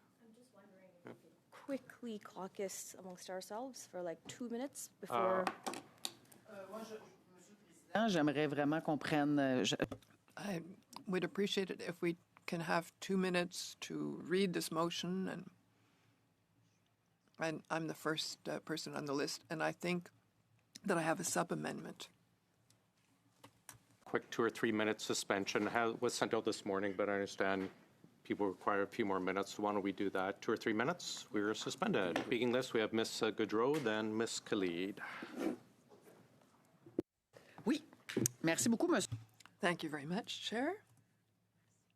So thank you for the time that you've given us so that we could be ready. It reflects true transparency and democracy, and I welcome my colleague's motion because it's so important that the choice of a parliamentary budget officer be neutral and unbiased, impartial. So it's not somebody who's just appointed. And with the greatest respect due Mr. Jacques, even though he had 18 years of experience, there is an appropriate, legitimate process that we should adopt as parliamentarians. So Ms. Bloch's proposal is really legitimate. If the PBO is chosen as in relation to other potential candidates. But, Mr. Chair, I would like to file a sub-amendment to ensure that we can have a complete process, and I will read it to you in French, but you probably already have it in your email. I would like to amend that pursuant to Standing Order 108C, the Standing Government on Government Operations and Estimates mandate its subcommittee to consider nominations for the position of Parliamentary Budget Officer, that the usual rules of procedure used by the committee apply to the sub-amendment, including the routine rules adopted. So recommend that the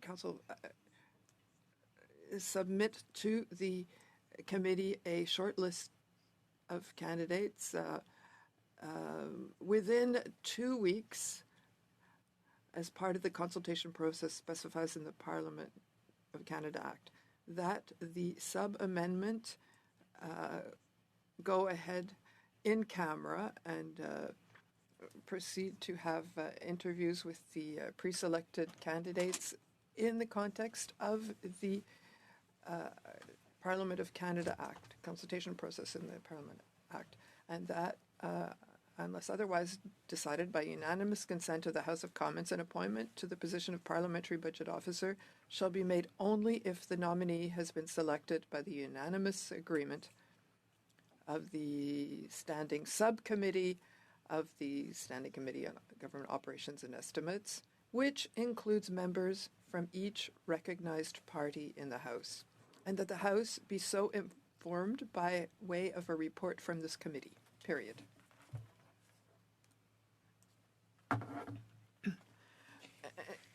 well, it's explicit. It's important that the use of the House's usual rules, that's why we talk about Article 108, or Standing Order 1081, and then later that's why, well, Chair, seriously, the essence of the motion is more than relevant. What has been added, it's after some verification we did to ensure conformity, legitimacy, and I'm waiting for your questions and comments. Ms. Khalid on the amendment? And then Sorry, Chair. I wasn't sure. I didn't want to interrupt Ms. Goudreau, but I did want to ask if you had ruled on the admissibility, whether the main motion is in order or not. I believe it is.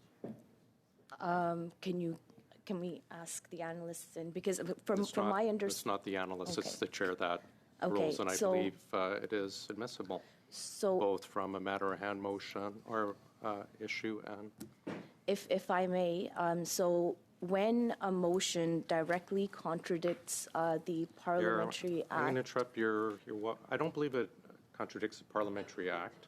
You're welcome to challenge the chair, but I believe it is. okay, in that case, then I valid. do challenge your ruling, Chair. Okay, we'll go to a vote on, this is on the original amendment. Or, sorry, this is the original motion. The original motion, sorry. Yeah, we're a bit, S'il vous plaît, it is a l'interprétation. bit late to be. So, J'ai please, I need to have a good interpretation. I didn't get it. My mic is open, so I couldn't hear. I would like you to repeat the 4 last sentences about what we're going to vote. It's turning itself off after we suspend, so I'm not sure, and it only happens intermittently, it seems. We're actually discussing your amendment right now. Ms. Khalid was asking about whether the original motion was in order, although we are late on ruling on that. I'm happy to address that. I believe it is in order both from a hand motion being put forward, but I believe the motion is in order itself. Ms. Khalid is challenging that ruling that the motion is in order. So we're now going to vote on challenging my decision that it is in order. So we're voting to sustain the chair. On the original motion, yes. If we want to sustain, we vote yes, correct? Sorry. Yes. Yes. Yeah, just, I don't want any mess ups. If we like his ruling, we vote yes. We'll now go to the clerk who will do a vote. Then we will return to the proper way. We'll get to the sub-amendment, or to the amendment, I apologize. Mr. Gasparro? No. Ms. Khalid? No. Madame Rochefort? No. Mr. Bardisi? No. Ms. Bloch? Absolutely. Ms. Jensen? Yes. Mr. Lawrence? Yes. Et Madame Gaudreau? Oui. Okay, so yeas pour 4, 4, and nays contre 4, 4. I'll vote in favor of myself. Okay. I will now go Well- to, Yeah, when it's equal for that question, your ruling is automatically sustained. I know, I'm just teasing. We're now at the amendment that Ms. Goudreau has brought forward. We'll now start a speaking list on that amendment. Are you putting your name forward for the speaking? We'll have Ms. Khalid, and then if anyone else wishes to speak on the amendment, then Ms. Rochefort. Ms. Khalid, go ahead. Thanks, Chair. On the amendment. On the amendment, just wondering if the text of that has been circulated to my email? It has. Thank you. In that case, then, while I read it, I'll pass it on back to you while I... Ms. Rochefort, please. And sorry, let me interrupt quickly. I've mentioned this before. I mentioned the past Parliament. I've mentioned it earlier today. I have a speaking list. I will advise who's speaking and who's next. I'm not going to treat you like children and remind you that you have to put your hands up to speak. If you don't put yourself on, that is your responsibility. Then we will consider the debate finished. But I will note who's speaking and who is speaking next each time. I'll give you that much. Ms. Rochford. Chairman, I would love to see the complete That's been emailed. Okay, so I haven't yet been able to see it, but nonetheless, I'd like to come back to the fact that there is a process that's part of the Parliament of Canada Act, and I would simply like to read it. It does say that the Governor in Council shall, by commission under the Great Seal, appoint a parliamentary budget officer after consultation with the following persons and after approval of the appointment by resolution of the Senate and the House of Commons. A, the leader of the government in the Senate or government representative in the Senate, the leader of the opposition in the Senate, and the leader or facilitator of every other recognized party or parliamentary group in the Senate. And B, the leader of every recognized party in the House of Commons. So there is participation by all of the parties in the nomination process. And then it talks about the experience and the expertise. The parliamentary budget officer shall have demonstrated experience and expertise in federal and provincial budgeting, and I think that's what Mme. Gaudreau was referring to. It does mention that the parliamentary budget officer holds office during good behavior for a term of 7 years, but may be removed for cause by the Governor in Council on address of the Senate and the House of Commons.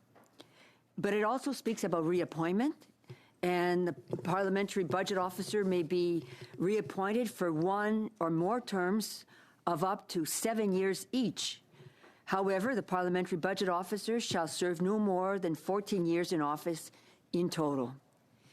Then it specifies that in the event of the absence or incapacity of the parliamentary budget officer, or if that office is vacant, the Governor in Council may appoint any person to hold that office in the interim for a term not exceeding 6 months.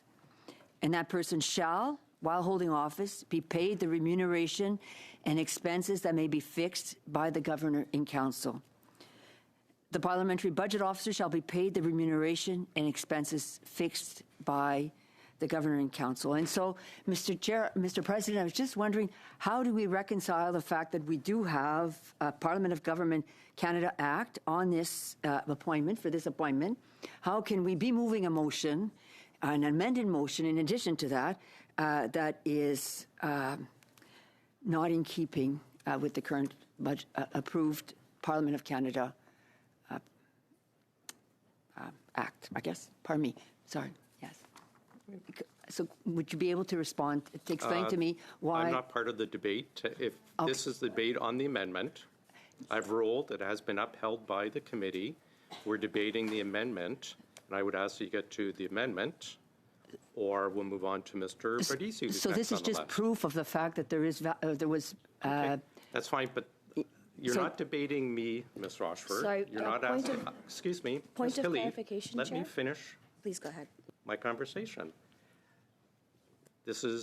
We are debating the amendment to the original motion. You're welcome to continue debating the amendment and getting back to the topic of the amendment, but this is the debate at hand right now. If you're done your intervention, we can go to Mr. Bardisi, but this is not a Q&A session between the two of us. Ms. Khalid challenged my ruling. It was upheld by the committee, so now we're back to the amendment. So I'm simply asking, how can I be debating an amended motion that is not in keeping with the current acts of the government? If you're done debating the amendment, we will go on to Mr. Bardisi. Do you have a point of order? You can just add it to the list, Okay. Chair. I think we're going on to Mr. Bardisi now. Thank you. Thank you, Mr. Chair. I'm going to be very clear on the amendment. We're not going to go to reading from Parliament of Canada Act anymore. We want to stick to the amendment at hand. I saw a lot of hands about to come up and yell relevance previously, and I saw they were patient with it. But let's get to the amendment, please. Thanks, sir. Merci bien. J'apprécie l'amendement. Thank you, and I appreciate the amendment from Madame Gaudreau, my colleague. And I think I have the meaning of the amendment, the essence of the amendment in front of my eyes. But if I make an error and I start discussing the motion itself, I apologize. To my mind, the amendment is interesting. It gets very involved in terms of the processes of the offices of the cabinet that I haven't seen as a MP yet. I've been here for 6 months. That there's very specific advice concerning the process referred to in the primary motion. Back to your last intervention. So I'm going to excuse our witnesses. Thank you, as always, for being with us today. We sincerely appreciate it. Hopefully we'll see you back for the supplementary Bs, if we can get that in before we rise for Christmas. Thanks very much again for your time. Mr. Brindisi, I apologize. We'll go back to you, sir. I'm glad you got to see all this live. And the... Thank you, Mr. Chair. Merci, Monsieur le Président. Alors, thank you, Chair. So, on the topic of the amendment, as I said, there are very specific instructions given to the Cabinet and to the Privy Council office by this committee, and that concerns me, the fact that it's more specific than necessary, possibly. And in a broader sense,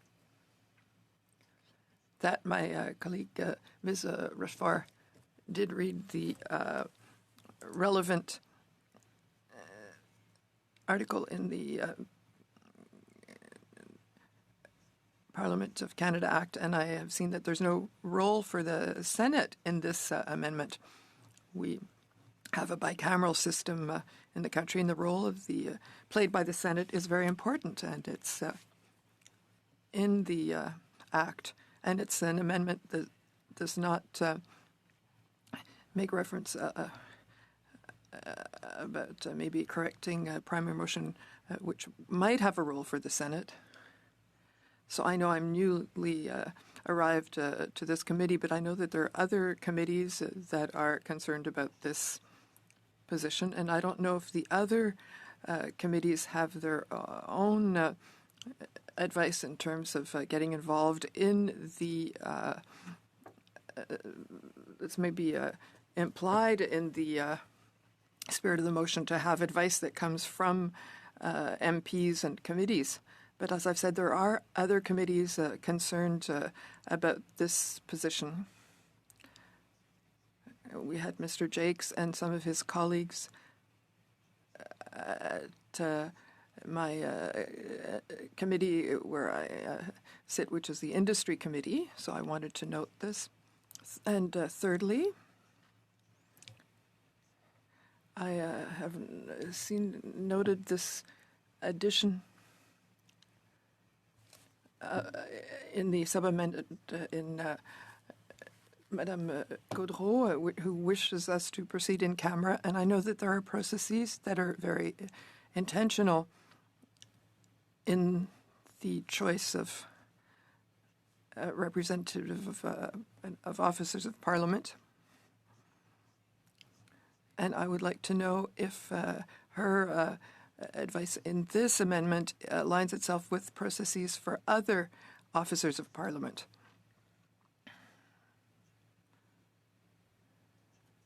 So I appreciate the amendment of my colleague, Ms. Gaudreau, but I just wanted to add these 3 points, to present these 3 points to the committee for debate.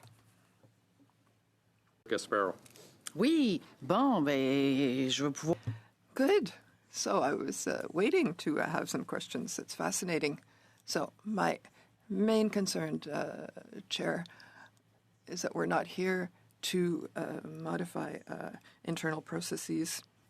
We're here to avoid the possibility of having no transparency and no bias. So this proposal is an enhancement. If you read it as I do, and unless there's a contrary decision made by unanimous consent at the House of Commons, it means that the process ultimately is that will mean that we have recommendations and they will do what they want with them.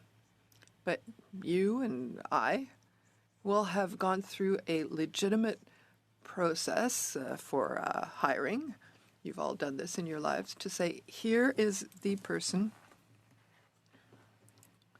who would be able to offer the services that we need, and we recommend it to the House of Commons. And that's where things happen. Instead of having like an interim officer and whose term ends in March, I think that if we all have unanimity, it will show that we don't want to have a privilege or we don't want it hidden. It's an opportunity to say that we're just enhancing, improving a process. We don't want to go against the rules of procedure. They can say, well, we don't accept your recommendation, your recommended candidate, and we don't change the 7 years, et cetera, et cetera. So it can only be positive. And I also understood that if we do a job with impartiality, our PBO isn't with us, it's important to know that we weren't just chosen on the fly, but we were chosen as a result of a legitimate hiring process. So I think that's why it's important. Sparrow and then Ms. Khalid. Just going back to the some of the comments that were made, and they are thoughtful, which we always expect from you, of course. There is already consultation built into the act. Do you mind if I just see that for a second? No, I'm not. Don't worry, I'm not going to reread it because clearly you didn't read it the first time. So why read it again? So sorry, let me interrupt here. It's Mr. Gasparo has the floor, so we don't want comments from one side, but the comments the others came back were not appreciated. Let's just stick to our points. There are already consultations built into the Parliament of Canada Act, and it talks about it. It's very clear. And I won't read it again, but it does mention the Leader of the Opposition. It does mention the Senate. So that is already built into this act, which supersedes us. So that's sort of point one.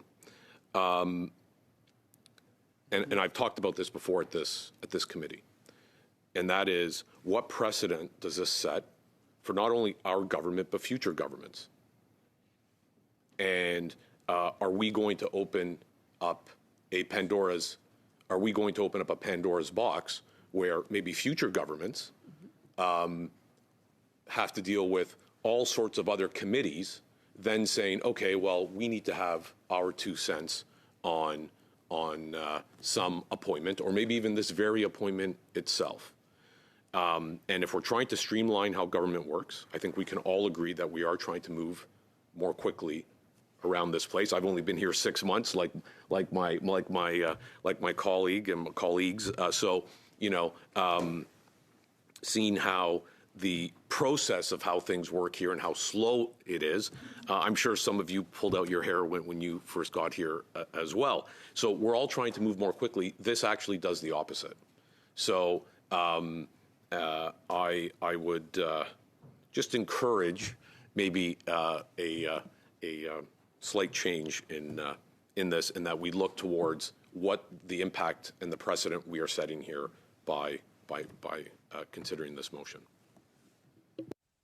Great, we'll go to Ms. Khalid and then Ms. Block, but I'm going to ask everyone to please stick to the amendment.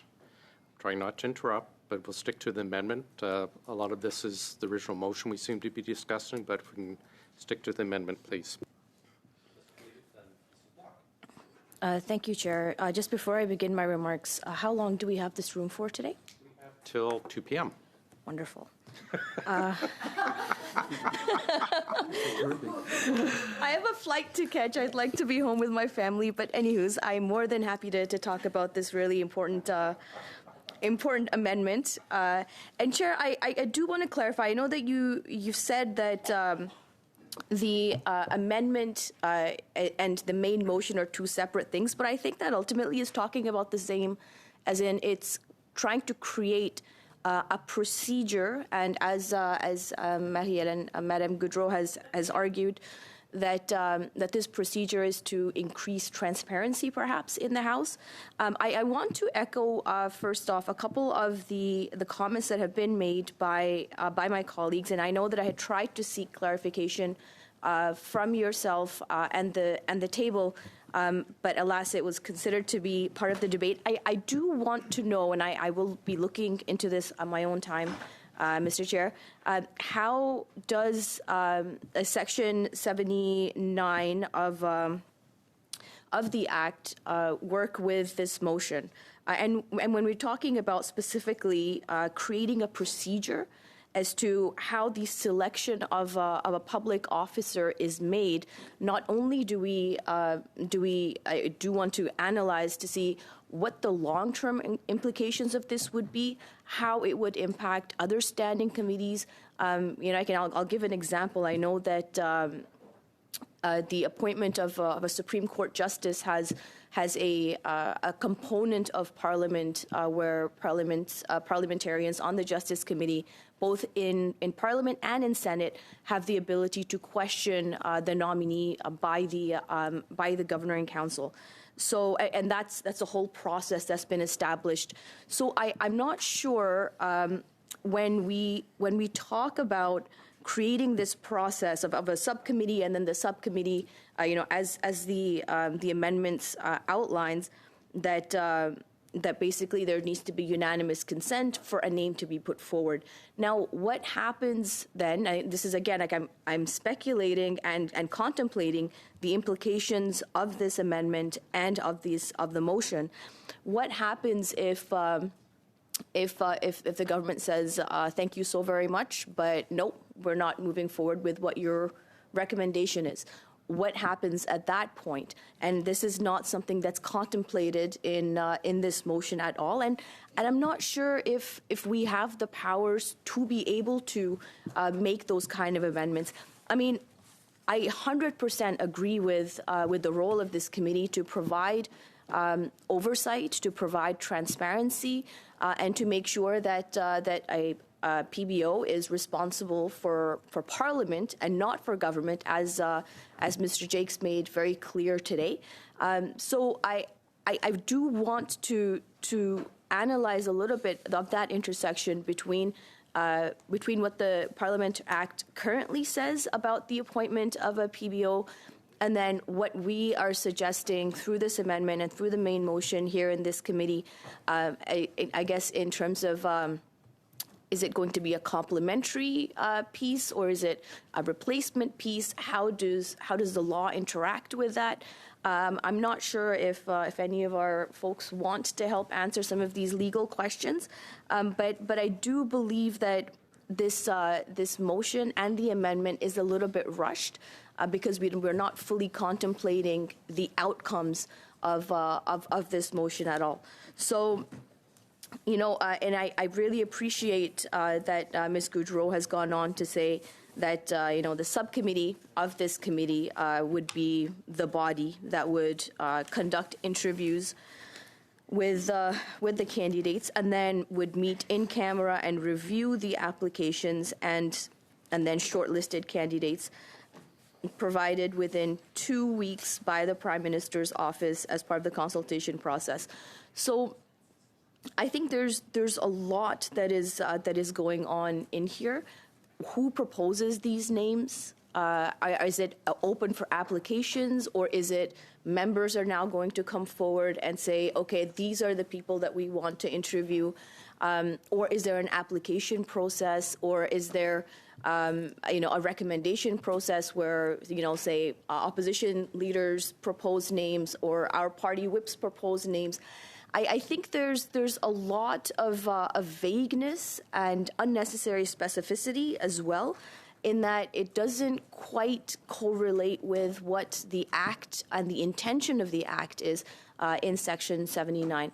So I think I would propose that instead of kind of jumping into this and making a decision today, I would like to take some time to really analyze what the full implications are, not just in parliamentary procedure, but also in the outcomes of and the precedents that we would be setting for other committees and other processes as well that are contemplated in the Act, and other pieces of legislation and regulations within our Parliament. So it's a long shot, but I will try it. It is my birthday, but. Are we talking about the amendment, or? Yes, we're talking about. Oh, sorry. Please go ahead, Chair. I'll rule on the point of order. You haven't been referencing the agenda or the amendment at all. I think we should dispose of the amendment first before we get to the motion. The original motion, I would ask that you do stick specifically to the amendment, which I know we always give broad, allow a lot of space to discuss things, but you haven't addressed the issues of the amendment as such. I'd ask you to bring back to it. Sure. But Absolutely. I'll allow you to continue your thought. We cut you off at it is your birthday, so go ahead. You know what? Maybe I'll finish the other thought before I come to that one. So that's exactly the point I was trying to make, Mr. Chair, is that the amendment and the main motion are both trying to. Sorry, I'm going to interrupt. We are debating the amendment. So sure. Let me then go word by word on what the amendment is proposing to change in the main motion. So I have, I think, Mr. Clerk, he sent the stuff that is highlighted in blue is what is contemplated to be amended, right? Okay. So the amendment contemplates and proposes that the subcommittee of the Standing Committee on OGGO, the mighty OGGO, creates and meets in camera to review the applications if necessary. And it sets a timeline on the Prime Minister's office. So what the point that I'm trying to make is, if I'm only talking about these amendments here, but also I can't talk about these amendments without contemplating exactly what it is these amendments are trying to do to the main motion. And ultimately, they're trying to create a process by which a PBO officer is selected. It's just, we're trying to work with the amendment, and then we can go back and you can use those points when we're back to the main motion, correct? We're just, allow it to just continue, but please, let's stick to Chair, but that's exactly the point that I'm trying to. Please allow me to finish. How? We okay, always allow sure. wide breath, but please, let's get to the amendment. Not necessarily how the amendment and the motion go together, but the amendment. Go ahead, please. Chair, I don't think that these amendments fully contemplate or fully achieve what Ms. Goodrow is trying to achieve here in creating more specific, rules that are being proposed here today. So I don't think that this is quite accurate. It's not; these amendments are not achieving the results that are being contemplated by this committee and by these amendments. I would again say that I would like to have a little bit more time to analyze these amendments and how they play with the main motion, and how all of that interacts with the Parliament Act. So now I will go back to the other point that I was about to make. Mr. Chair, I know that always a glutton for punishment. I love this committee, but it is my birthday, and I hope that if I move a motion to adjourn, that we could today, I just and come back to this with a little bit more information. So at this point, Mr. Chair, I do move to adjourn this meeting. We'll do a quick vote. Before we do, I will note we've had the heat turned up. It's taking a bit of time to warm up the room. A lot of us have been. We'll go over to the clerk for the vote. Sparrow? Yes. Ms. Khalid? Yes. Madame Rochefort? Oui. Mr. Bardesi? Yes. Ms. Bloch? No. Ms. Jensen? No. Monsieur Gourde? No. Et Madame Gaudreau? No. And? No. No? Okay. Okay. I have Ms. Bloch, Mr. Gaudreau, then Ms. Rochefort. Go ahead, please, Madame Bloch. Chair, and speaking to the amendment that has been put forward by Ms. Goudreau. Speaking to the sub-amendment put forward by Ms. Goudreau, as the mover of this motion, I see it as a friendly amendment. I understand the reasons that she is wanting to have the subcommittee undertake the consultation process, which we do understand is part of a process that is outlined in the Parliament of Canada Act, and we're simply asking to be a part of that process, recognizing that perhaps it would be a bit more streamlined and important to do that work in camera with a smaller group of people who represent all parties on this committee. Thank you. Great, thank you. Ms. Gaudreau, then Ms. Rochefort. Oh, sorry. Mr. Gourde, then Ms. Gaudreau. Okay. Sorry, then Ms. Rochefort. Oh, Mandu. Merci, Monsieur le Président. Ça me fait plaisir de me joindre. Thank you, Chair. I'm very happy to join OGGO today. And I find that the sub-amendment requires a lot of attention because it would allow all parties to participate in the choice of the coming PBO. And we wouldn't be in the situation that we're in now because the interim PBO does a really good job, and he would deserve to have the job. I don't understand why the government did not appoint them. He knows everything that happens, but I think it was indicated that his days are counted, which is really unfortunate because we'll lose a lot of experience. That being said, well, now there are some people talking. Maybe we'll just wait.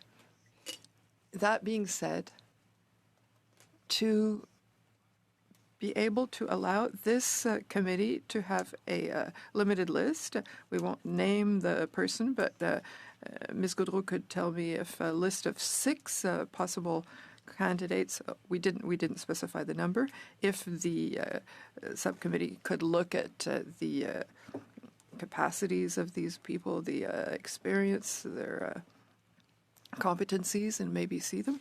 That's done for appointments elsewhere. It's not a precedent. To the contrary of what I believe I heard here, it exists in other places where parliamentarians participate to create a short list, maybe to go from 6 to 3 candidates, and the best of cases might even be the best to just send one eventual candidate. But it might be probably give more flexibility to go from 6 to 3 to eliminate lesser caliber candidates. But the symbolism of allowing all parties to participate in the choice of a parliamentary budget officer in an impartial way. And the PBO has to be impartial. And when it's the government who appoints the PBO, we're not always sure because the appointments are not always impartial, unfortunately. In some places, it's not so much of a problem. But as a PBO, that's unconditional. That person must be impartial, must be competent.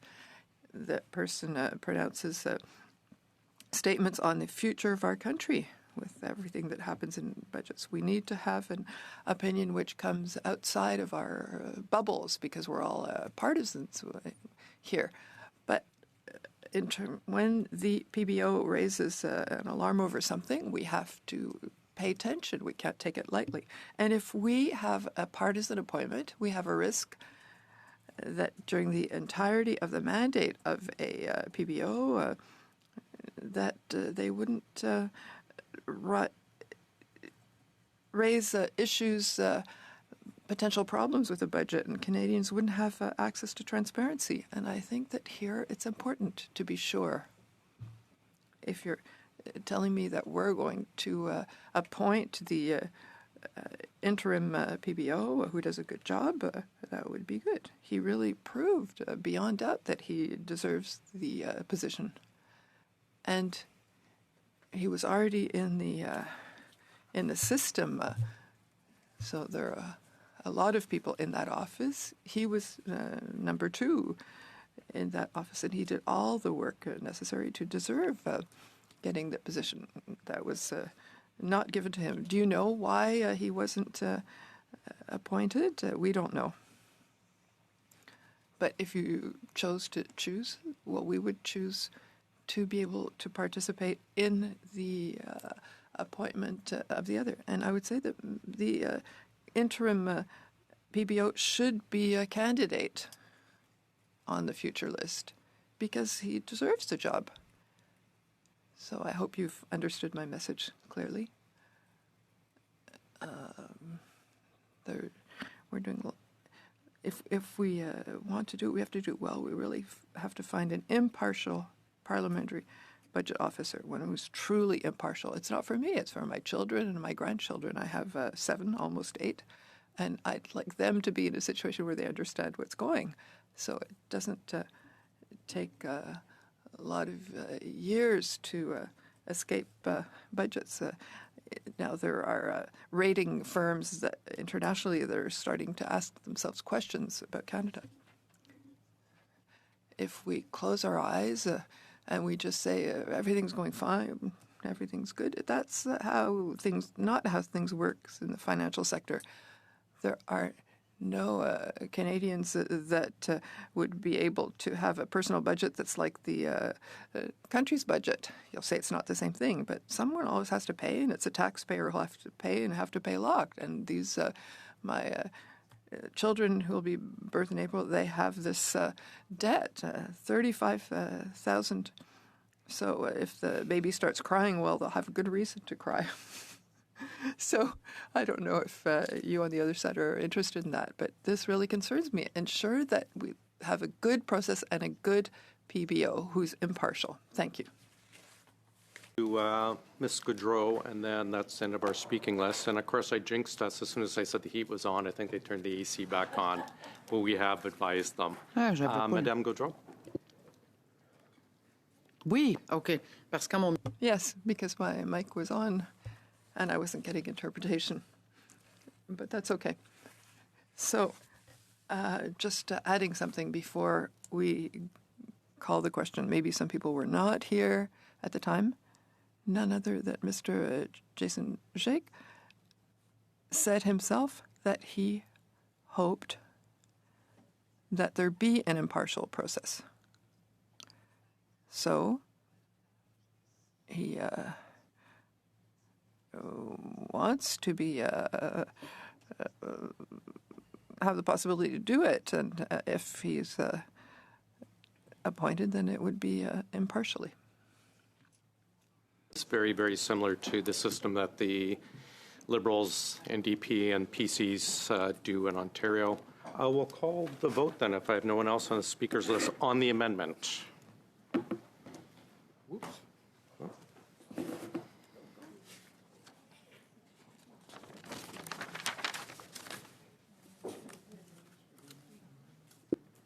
OK, alors j'ai un remplaçant pour M.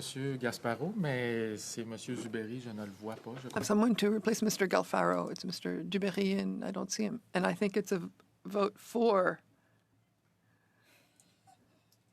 No. The microphones are died. So he said present. I'm present. Mr. Zuberi. Are you voting for or against? Against. Ms. Kelly. Madame Rochefort? No. Madame Lapointe, vous n'avez pas de carte d'écoute, donc à contre, OK. Monsieur Duberry, Madame Lapointe, si vous pouvez trouver votre casque d'écoute, ça serait bien apprécié, s'il vous plaît. OK, Ms. We appreciate it if you find your headset, Mr. Zuberi and Ms. Lapointe. Monsieur Gourde? Oui. Madame Gaudreau? Oui. OK, yes pour 4, 4, et nays contre 4, 4. All in favor of the amendment? Okay. So the amendment carries. We're back to the original motion.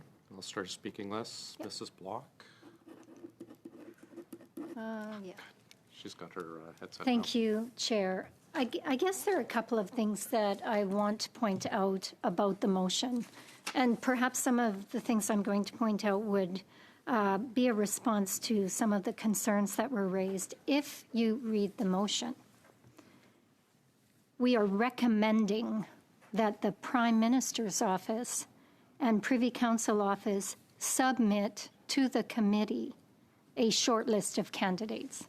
So that would be where the list comes from the Prime Minister's office and Privy Council. It is part, we are calling to be part of a consultation process that is already specified in the Parliament of Canada. So those are two things that I think need to be brought forward. We simply want to be a part of that consultation process. And as the chair pointed out, this is a process to gain consensus from all parties and is keeping with best practices, given that the province of Ontario has adopted it. And I would simply say this, that what we have asked is for the deliberations and the choice that may come out of any deliberations, and it has to be a unanimous choice, would then be reported by way of a report to the House. Thanks. Great. A point of order? Sure. I simply want to indicate that we had not completed our questioning of our guest today when we moved this particular motion, and there was an agenda that wasn't respected, and we moved forward with a motion. And so I would simply raise that with the chair and the vice chair for further discussion, because I think That's not a point of order, but thanks very much. I have no one else to speak on this, so we'll call the vote.